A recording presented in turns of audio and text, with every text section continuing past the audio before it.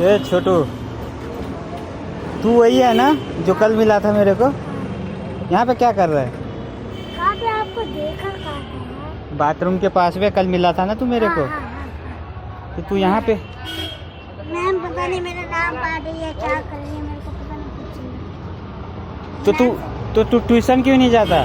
गया था आज भी वहाँ पे, मैम फिर से भगा दी। फिर से भगा दी? पता नहीं क्या हो रहा है, मैम को नशा चेक देने लग रहा है। कि तू जाता ही नहीं है? जाता हूँ। तू नहीं जाता है? जाता हूँ। तू मम्मी को जाके झूठ बोलता होगा ना? अरे जाता हूँ मैम, अरे जाता हूँ। तो तू यहाँ पे क्यों पढ़ रहा है? मम्मी मारेगी।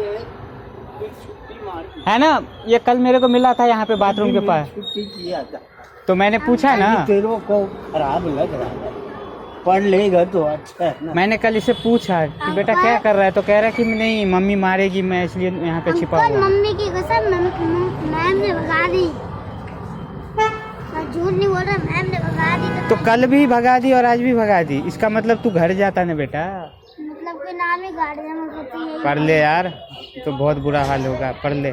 पढ़ लेगा। अंकल मैं पढ़ ही रहा हूँ, मगर मैम पता नहीं मेरे को नाक काट रही है, मेरे को पता नहीं क्या कर रही है। रहता कहाँ है तुम? बोला तो आपको कॉलोनी में, जे कॉलोनी में? तू यहाँ पे होमवर्क कर